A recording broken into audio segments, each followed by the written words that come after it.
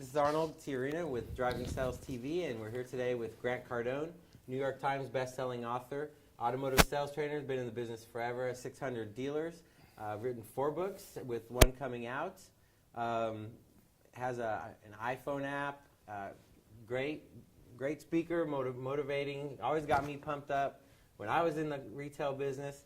And we're here today, we're going to talk about social media and running effective social media promotions on Facebook. So, welcome, Grant. Thanks, Arnold. Thanks for having me. I love what you guys are doing at Driving Sales. Thank you. Thank you very much. So, I know you have a very active presence on social media, and you're great at engaging your fans and everything. You have a lot of them. And I think it's awesome that, you get lots of comments and you're very active and post all sorts of different kind of content, both personal and professional. I believe that's a good mix, right? Not you just don't want to be like sell, but obviously you want to sell, right? Any dealer, that's the point. Ultimately, is am I going to sell a car doing this? So we just there's different ways of running contests, and there's one camp that believes some contests are too aggressive, and that it's almost spammy. And what I mean by that is that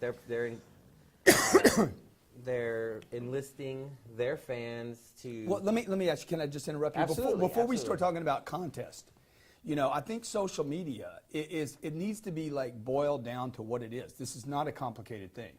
These are business cards, okay? So when I got in the car business, or in the furniture business, it was like, hey, get a business card, give business cards out, okay? Now, some people waited till somebody came into the retail environment to give a business card out. Some people, like myself, were much more aggressive with this little thing called a business card, which was, I'm going to go hand them out at the grocery store. I'm going to hand them out to the chick I meet. I'm going to give them out I'm going to throw them on I remember Joe Girard used to walk into a grocery store, the guy that wrote Sell Anything to Anyone, Anytime. Joe Girard was a best-selling author. Not a New York Times bestseller, by the way, but maybe there wasn't a New York Times back then. But he used to throw these down on the grocery store. And the point of that was, and here was a guy with a very, very effective salesperson in volumes. The point was to get your message out. And so social media, here we fast forward, whatever, into the 21st century. And social media now is Facebook is a business card, The book that I wrote, If You're Not First, You're Last, that's a business card. That's what that is. All communication to me should be done with the intent to create an effect.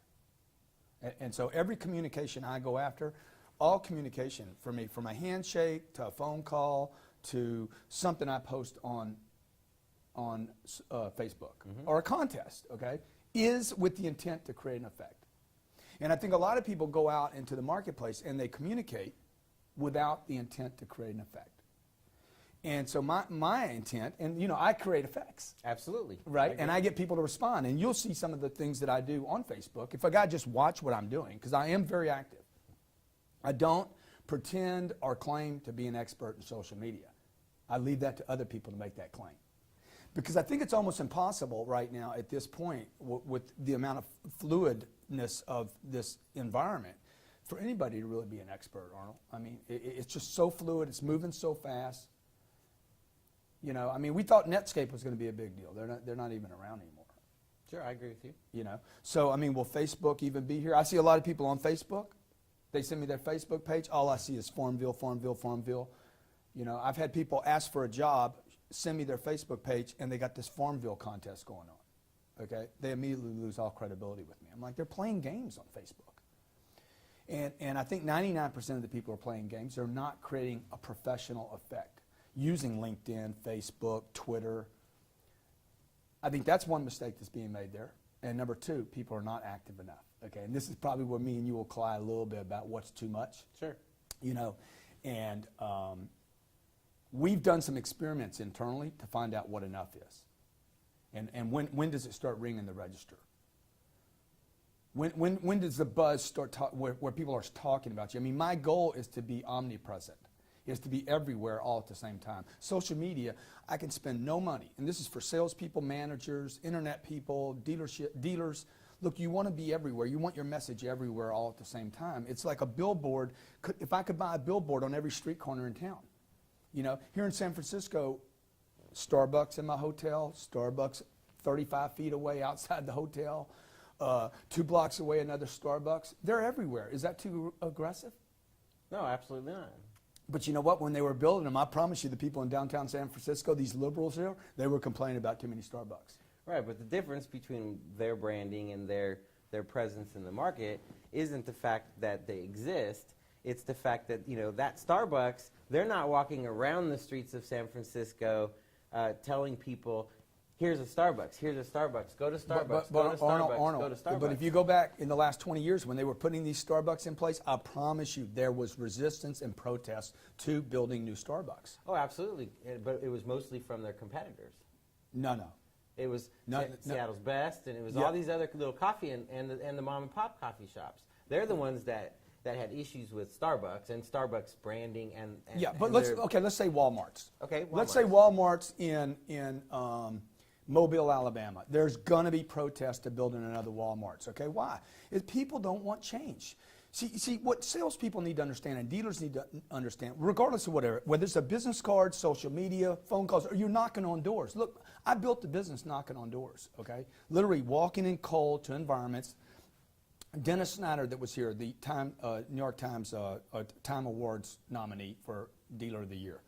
I met him 20 years ago, cold called on his store. He gave me 2 minutes to pitch him, threw me out, never bought my services. Now we're friends. I cold called on him.